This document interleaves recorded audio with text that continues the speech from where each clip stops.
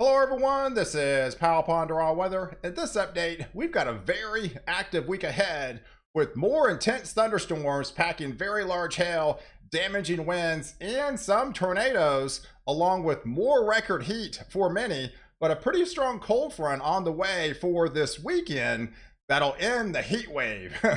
Good morning everyone, how's it going? Hope everyone had a fabulous weekend out there. I'm going to break down the next 7 days, so if you do like detailed weather content, hit the subscribe button and notification bell to get all my daily updates to keep you ahead of the storm. So let's take a look at the overall setup for today. So we've got a pretty strong, significant trough up here into the Ohio Valley. That's going to be digging down into portions of the mid-Atlantic, and as it does, it's actually going to turn negatively tilted. So when it turns negatively tilted like that, that creates all the lift in the atmosphere it's needed. A lot of updrafts, a lot of instability in this atmosphere, and we could be looking at some pretty strong, powerful thunderstorms going to be racing across a good chunk of the Northeast later on this afternoon into the early evening hours. And then those will wind down as we get into the overnight hours. But we have another short wave that's going to be coming across the middle section of the country into the Central Plains. That's going to kick off more thunderstorms as well. So we've got multiple days of severe storms over the next several days. And we're going to break all this down for you in the week ahead with your 7-day update. So let's take a look at the setup for today, because the Storm Prediction Center has in fact highlighted an enhanced risk for those severe storms with that negatively tilted trough that's going to be coming across in the heat of the afternoon. So those storms could be really packing a punch all the way into portions of Virginia here, into Delaware. That'll get into portions of Pennsylvania, into New Jersey, as well as New York. But this whole area from the Carolinas all the way up the coast into New York, into Massachusetts, heading into Connecticut, into Vermont and New Hampshire areas.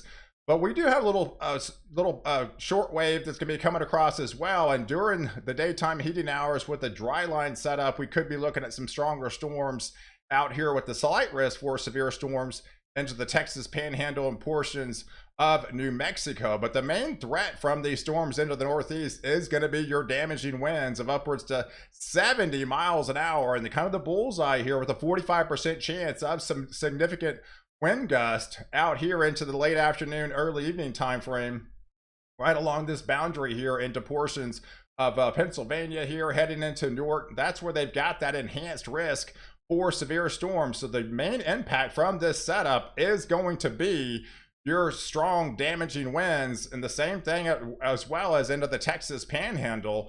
And we can break this down for you as far as the tornado threat. The air is going to be rotating some, but it's not going to be a significant threat, so it can't be ruled out. You could be looking at some isolated tornadoes in this neck of the woods up here in the Northeast, where they do have that enhanced risk for severe weather today. So definitely be on the lookout for your main threat going to be into the late evening hours, late afternoon hours, early evening of your damaging winds. And then you still have that hail threat as well, and a tornado threat as we get into the evening time frame. But as we turn to tomorrow on Tuesday, and you can kind of follow along with the date and time up above my head there, we do have that slight risk with another short wave that's going to be coming across in the middle section of the country. So places into Kansas, heading into Nebraska, portions of Iowa here, as well as portions of Missouri could be looking at some strong to severe thunderstorms as we take advantage of daytime peak heating. So let's kind of break this down of the next 48 hours. And we'll start off west, because we still got some troughs that's going to be coming across out west. That's actually going to bring some of the cooler conditions that they've been really experiencing, and I don't really see that going away anytime soon as well. So yeah, as we go through the rest of the afternoon area time frame, we'll start to see some little light showers into the late morning hours, early afternoon hours off into the Pacific Northwest. But we do have some instability that's going to be coming across into portions of Idaho there, as well as Montana, with some stronger storms into the early evening hours. But yes, as we get into that, kind of peak heating daytime, early afternoon, 7 o'clock dry line setup right along here in the Texas Panhandle and the far portions of New Mexico, where they've just been bone dry out here as of late with numerous wildfires. But that dry line does get active into the late evening hours for today. and those will continue to pinwheel across into portions of the Dakotas as we get into the overnight hours. And we could have a little system that's going to be swinging across into portions of Oklahoma as well, into the overnight hours as well, bringing some storms into central Oklahoma.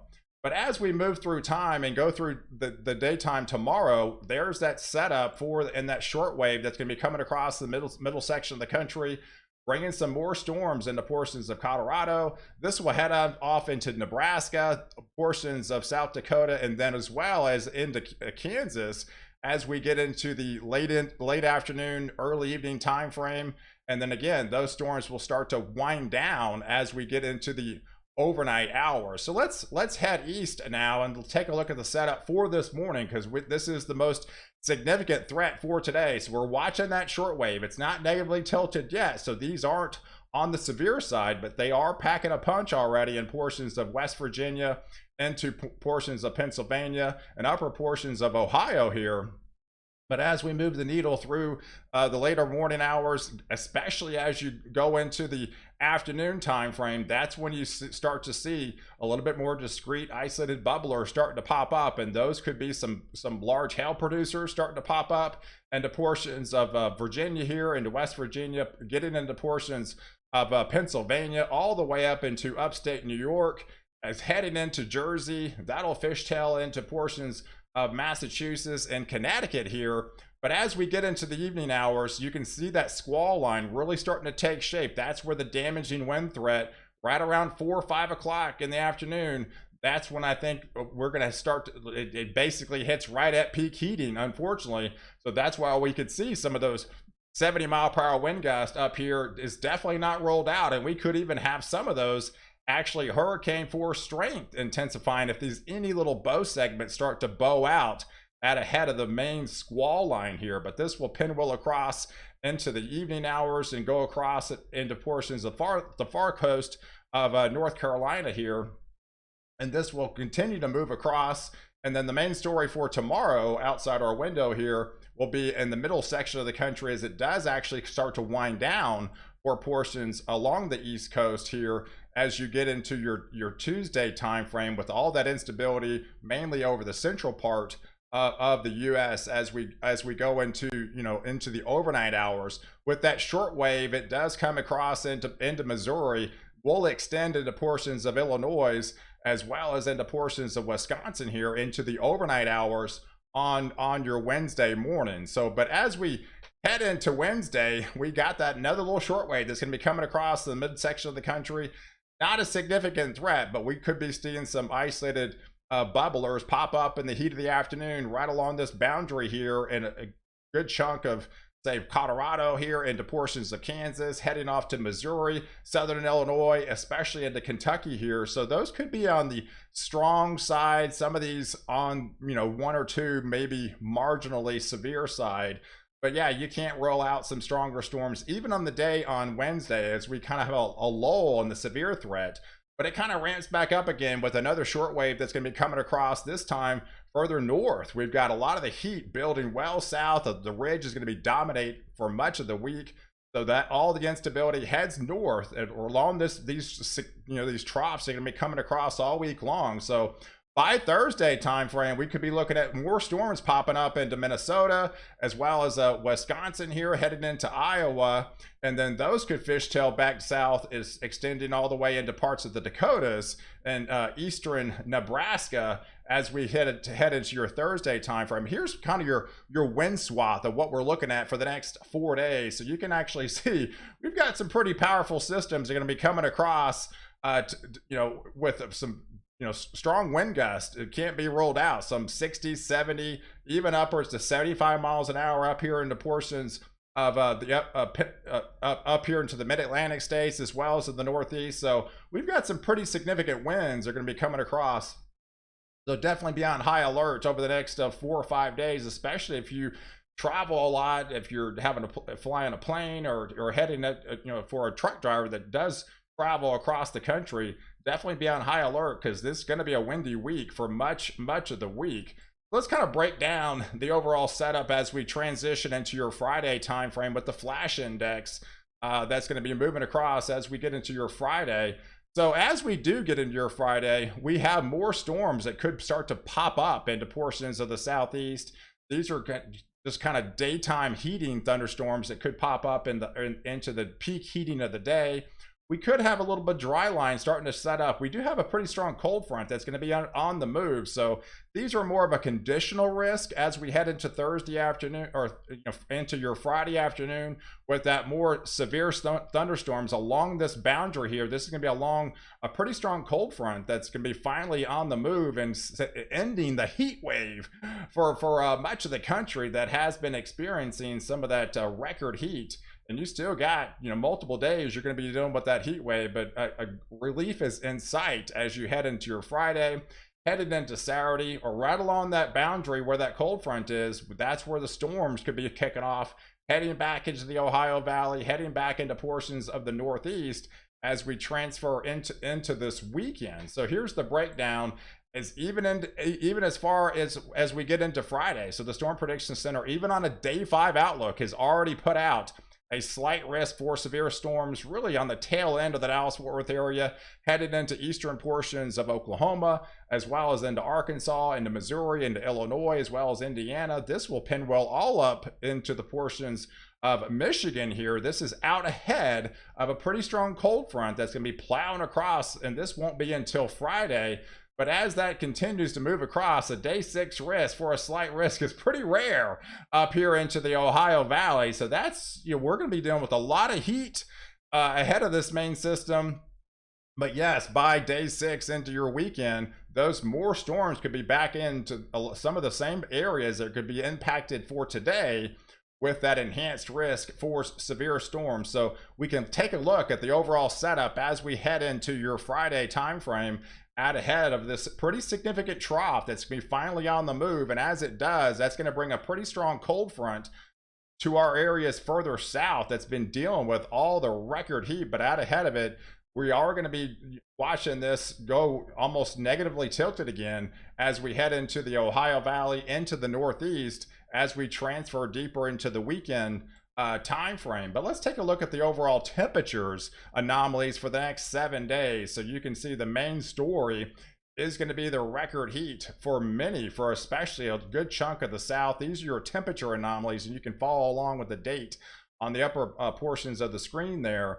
But all the cooler weather will be along the Pacific Northwest. We do have those little short waves are going to be coming across well to the north, as the jet stream is well to the north, under that instability of portions of the upper Great Lakes into portions of the Mid-Atlantic. But you can see down south in much of Texas, much of New Mexico, much of the central states, bringing well above average temperatures. 20 to 25 degrees above average is going to be a main story for the week.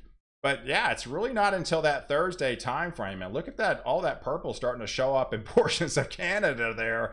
That's a pretty strong cold front for the middle of May standards. And that's finally going to end the heat wave for many, as you can see it almost trying to plow through as we head into your Friday afternoon. That's why they have that severe risk into play down here further to the south and elongated into the midsection of the country. Back behind it, we've got some pretty cold air, and in fact, by Friday, we could be looking at snow. Yes, snow for portions of the Rocky Mountains here, with a pretty significant blast, and even more snow heading back into portions of Canada. Yes, we're still talking about snow. I know it's May, but it can still snow this time of year, especially in the higher elevations, and they're going to be getting more snow into the ski country up here into Colorado ahead of that pretty strong cold front. And this will finally end the heat wave as we get into your Saturday with those 10 to 15 degrees cooler conditions of what you've seen in late. So a lot of these areas are even average is going to feel nice compared to the 100s and upper 90s you've been experiencing, or much of Texas this week. But you can see by definitely Sunday where all the instability puts in, where that cold front is at ahead of it. We are going to be looking at more severe storms, but back behind it, it's going to feel really nice after behind that cold front. But that won't be until this weekend. But here's a snapshot of the precipitation that could fall over the next 7 days. So we've got these multiple troughs that come across into the Pacific Northwest for more rain for them. Unfortunately, with the La Nina just locked and loaded and not going anywhere anytime soon, it's just going to be bone dry for all of California, Nevada, much of really the Four Corners regions, and really much of West Texas. It's really not until we get into with the active dry line setting up with these systems coming across really along this cold front here that's going to be setting up for Friday, Saturday, and Sunday. That's where it's going to bring all the rain up here into the portions of East Texas and up portions of the Ohio Valley here, and headed into the Northeast with these troughs well to the north out here. You know, as we get into your weekend time frame. But here's the snow. So here's the overall snow, but a lot of this won't occur until, you know, that behind that cold front. Then that won't be until your Thursday heading into Friday.